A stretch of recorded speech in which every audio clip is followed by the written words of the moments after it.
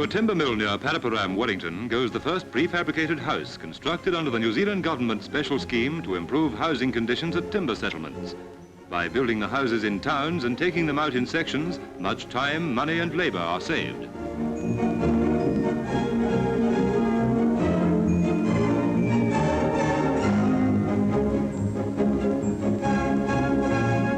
Using a crane here, but at more remote sites where there isn't one handy, the job can be done by just 2 men and a boy using timber jacks.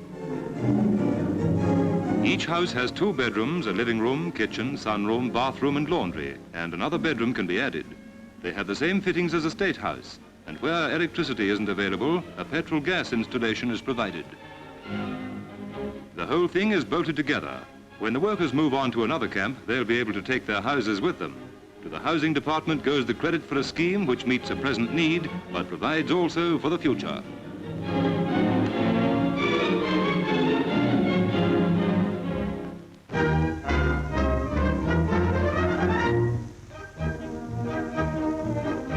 Being unloaded from the Haparangi at Wellington is a record consignment of purebred stock from British breeders. It includes 4 belted Galloways, a breed of cattle new to New Zealand.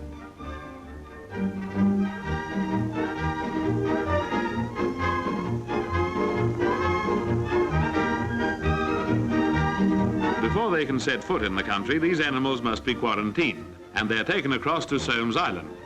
Quarantining is necessary to prevent the introduction of stock diseases from which New Zealand is comparatively free. Quietness when handled seems to be among the virtues possessed by the belted Galloways. A bull and 3 heifers have been imported by a Wairarapa breeder. In Britain, where they're popular, these Scottish cattle are well known as hardy animals and good doers on poorish country. Above all, they produce beef of the very highest quality. If they flourish here, the day will come when these picturesque black and white cattle dot the New Zealand landscape.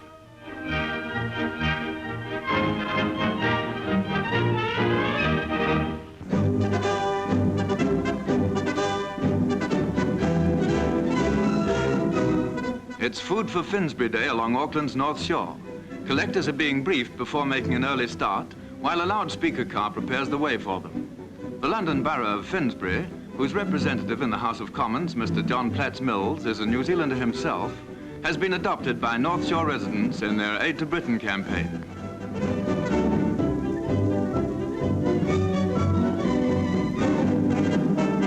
A large area to cover and a ready response in every street make it a busy day for the collectors. Only articles which are especially scarce in Britain have been asked for, and by the end of the day, about 6 tons of foodstuffs and soap are in the sorters' hands. Within a few weeks, the gifts will be on their way to Finsbury. With them will go cash contributions of about £250, being counted here by North Shore's MP, Dr. Finlay, and the Mayor of Takapuna. Well done, North Shore.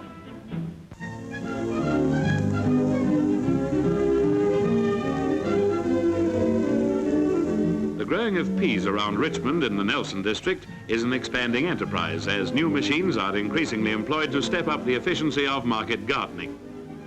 Peas are mown by a tractor and trailer-drawn tedder, and the rows of vines are piled up onto a truck by a stacker, a unique machine that works like an elevator and does the equivalent work of 200 men.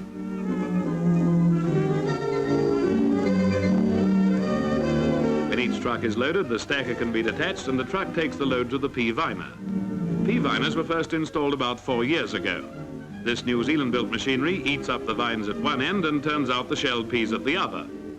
Flails inside big revolving drums split the pods and release the peas which collect in the bottom of the drum. I wish we'd had one of these at home over Christmas. From the vining drums, the peas go up an elevator that takes them to the grader. The grader is simply a revolving drum pierced with different sized holes. The system can put through a ton of vines every 9 minutes, which means a ton of shelled peas every hour. And nothing is lost. All the waste vines, stalks and pods are drawn out on the elevator, and this ensilage is carted away from the pea viners by farmers who use it for humus or animal feed. New machinery has meant an immense saving in time and labor in this industry, and it's given one answer to the need for increased food production.